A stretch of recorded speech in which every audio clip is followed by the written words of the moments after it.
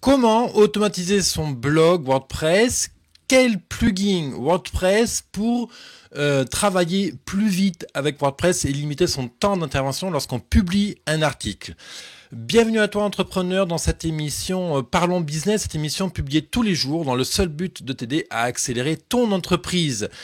Aujourd'hui, effectivement, on va parler de plugin WordPress. Alors, je vais pas pouvoir faire un épisode complètement exhaustif sur tous les plugins qui sont là pour te faire gagner du temps.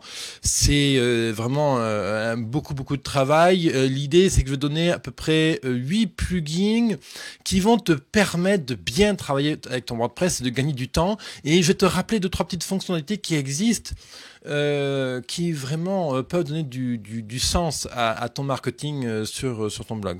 Première astuce que j'ai envie de te donner, et celle-ci fonctionne sans plugin, c'est que tu peux programmer le contenu de tes articles, quand est-ce qu'ils vont devenir publics en fait.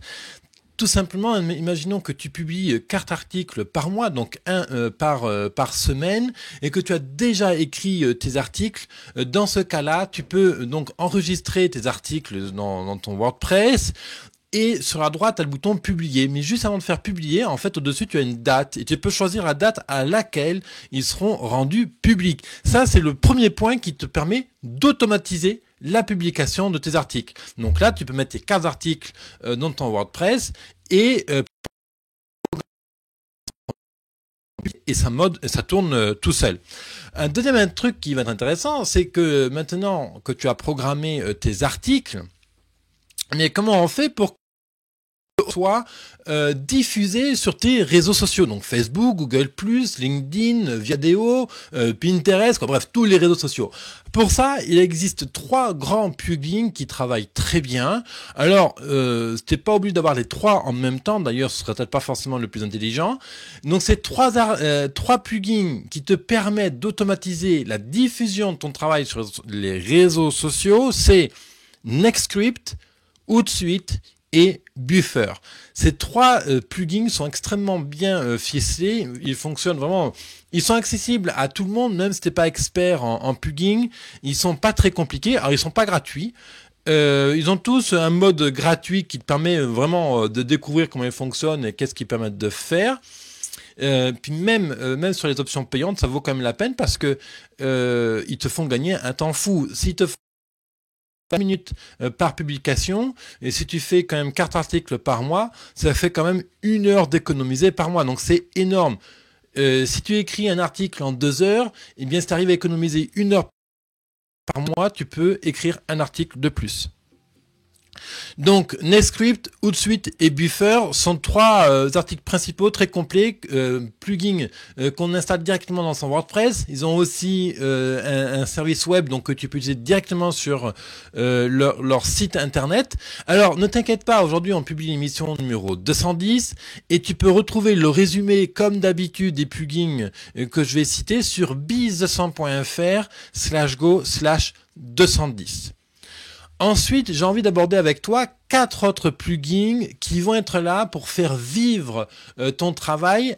À savoir, tu as déjà publié pas mal de contenu sur ton blog et le grand intérêt, c'est que, admettons, tu aies des nouveaux gens qui viennent et qui te suivent, donc sur ta page Facebook, sur ton compte Twitter, sur ton LinkedIn ou d'autres réseaux sociaux. Donc, quand ils vont te suivre, ils vont voir donc tes publications récentes.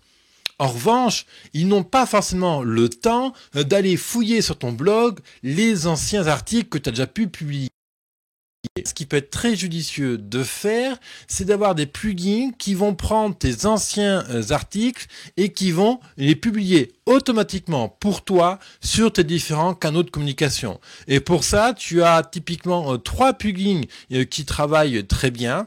Je vais te les citer. Le premier, c'est Tweet Old Post. Le deuxième, c'est Old Post to Buffer, à condition d'utiliser Buffer en aval évidemment. Et le troisième, c'est Revive Old Post. Donc ces 3 plugins travaillent très bien. Le grand intérêt, hein, donc, c'est qu'ils prennent la masse de travail que tu as fait avant, que tu as travaillé auparavant. Là, tu vois, typiquement, aujourd'hui, j'ai 210 émissions Parlons Business qui ont été publiées. Donc, l'intérêt d'utiliser un tel plugin, c'est qu'ils vont publier automatiquement.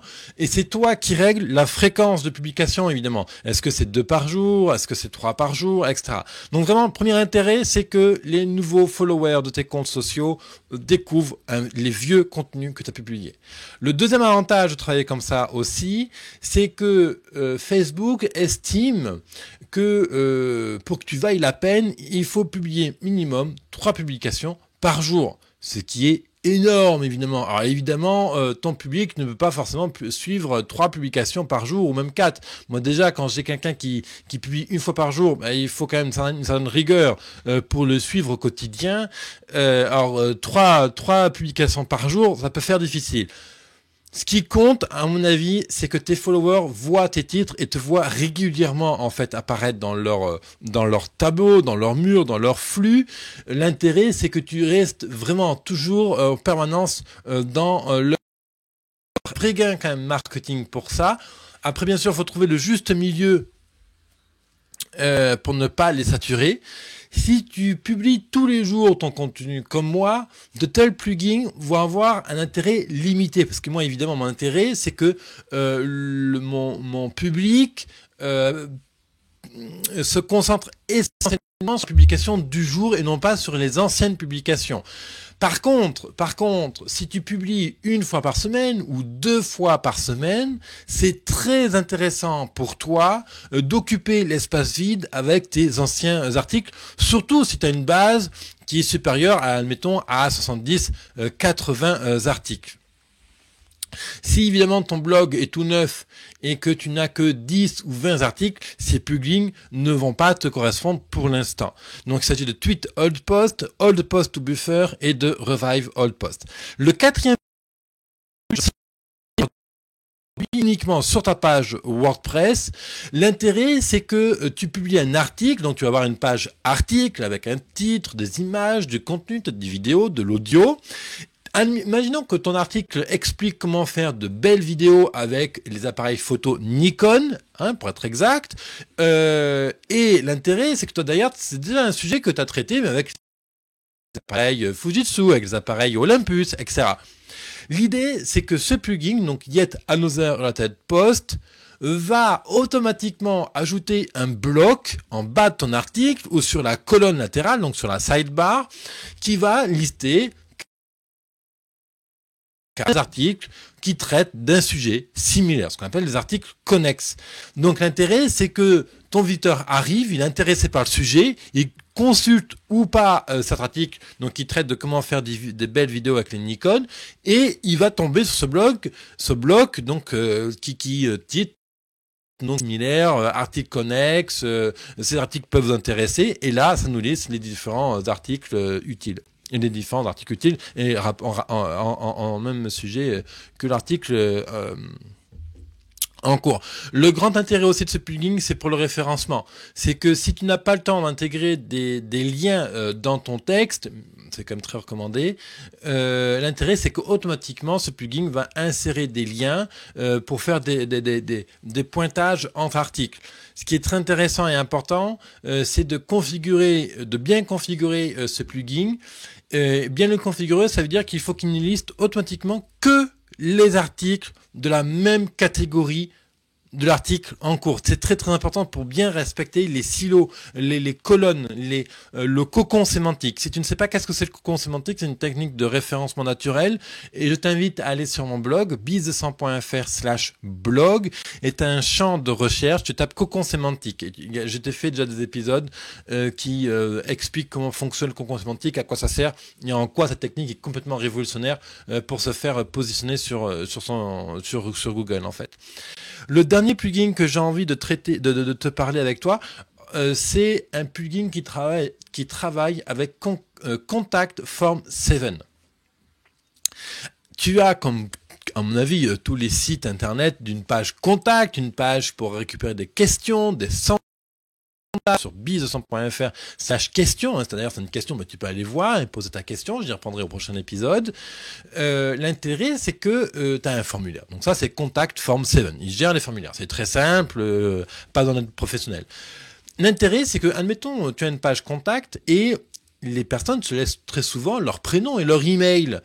Et pour peu que tu travailles avec Mailchimp, l'intérêt, c'est que automatiquement, tu vas pouvoir, grâce à un plugin qui s'appelle Contact Form 7 to Mailchimp, récupérer le prénom et l'email de cette personne qui te contacte et ajouter son email à ta mailing list Mailchimp. Donc c'est un gain de temps considérable et au moins tu es sûr que si la personne ne s'est pas abonnée à ta newsletter ou à ton service ou à quoi que ce soit en fait, eh bien il est automatiquement ajouté mixte. Le deuxième intérêt de cette technique web marketing, c'est que quelqu'un qui te pose une question, qui te contacte à travers ta page contact, mais c'est de toute évidence quelqu'un qui manifeste d'intérêt pour ton service, pour ce que tu fais, etc. Donc dans tous les cas, il est chaud là maintenant pour recevoir des offres promotionnelles. Donc c'est très intéressant de l'envoyer sur une mailing list, pour peu que d'ailleurs tu aies ce qu'on appelle un follow-up, donc une séquence de mails automatique. L'autre point que j'avais envie d'aborder, il est tout simple. C'est qu'aujourd'hui, tu peux alimenter ton blog automatiquement avec le contenu de d'autres personnes. Imaginons que tu adores une chaîne YouTube et qu'elle soit parfaitement raccord avec le sujet que tu traites. Donc une chaîne, le travail que quelqu'un publie sur SoundCloud ou sur des textes, des articles, etc. Tu peux automatiquement programmer en fait que dès que un tel publie un article, que ça génère un nouvel article sur ton blog WordPress. Donc ça, c'est super intéressant. Ça s'appelle la curation de contenu, justement. Ça permet vraiment d'amener du contenu à forte valeur ajoutée qui va être complémentaire avec les articles que tu publies. Ça fait du contenu gratos et automatique sur ton blog. Et tout ça, tu traites ça avec, bien sûr, TT et Zapier. Donc ça, ces deux services-là, j'en parlais hier dans mon émission, donc je t'invite à aller voir l'émission d'hier. Puis de toute façon, cette semaine, tu sais qu'on parle d'automatisation, donc je t'invite vraiment à regarder les épisodes de cette semaine si tu ne l'as pas encore fait. Et justement, j'ai fait un épisode exprès qui explique comment IFTTT et Zapier fonctionnent et en quoi ils sont vraiment utiles.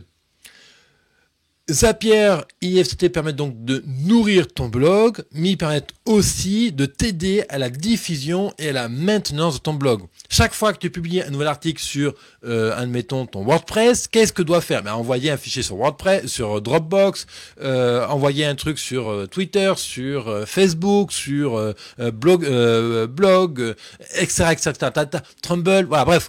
Il se connecte à des multitudes de services. Donc, prends le temps d'aller voir IFTTT et Zapier. Tu me tapes WordPress dedans. Et en plus, si tu veux, le service qui t'intéresse, et tu vas forcément trouver des recettes qui te permettent de connecter les deux et d'automatiser ce travail. Encore une fois, le but, c'est pas d'automatiser 100% de ton travail parce que ça demanderait beaucoup d'énergie. Mais si tu arrives à automatiser, admettons, elle est la moitié de ton processus de travail, eh bien, tu as tout gagné parce que ça va faire économiser vraiment beaucoup de temps. Le dernier warning, le big drapeau rouge, carton rouge, tout ce que tu veux que j'ai envie de te donner, c'est que en fait, c'est un piège que beaucoup de gens, que beaucoup d'entrepreneurs tombent. On ne cherche pas à automatiser les mises à jour de WordPress. Ça, c'est vraiment un truc que je déconseille. Ne pas automatiser à jour automatique des plugins et de ton WordPress. C'est toujours à toi de déclencher une mise à jour, toi ou à ton technicien, tout simplement pour maîtriser les bugs qu'il peut y avoir en conséquence derrière tout ça. Parce que des fois, une mise à jour se passe mal ou il y a un bug, quoi que ce soit, et ton blog se retrouve à plat, il tombe, page blanche, bref, quoi, c'est le bazar suite à une mise à jour. Et ça, si ça se passe quand tu es en vacances ou en week-end, bah, tu es bon pour quitter ton week-end et sur ton PC pour essayer de trouver des solutions. Donc, c'est pas une bonne idée d'automatiser. Par contre, ce qui est très bien d'automatiser, bien sûr, c'est la sauvegarde. La sauvegarde, tu as BackWP Up, qui est un service gratuit qui fait le job. C'est pas le meilleur plugin de sauvegarde, mais il fait le job. Donc, encore une fois, tu retrouveras l'ensemble des plugins que j'ai cités aujourd'hui sur biz200.fr /go/210. Ça, c'était l'émission Parlons Business numéro 210. Si tu as aimé, bien sûr, je t'invite à mettre un pouce en l'air Bien sûr, si t'as pas aimé, mis un pouce vers le bas. Hein. Je suis ouvert à la critique. Et bien sûr, je t'invite à t'abonner à ma chaîne YouTube pour ne manquer aucun des futurs épisodes à venir.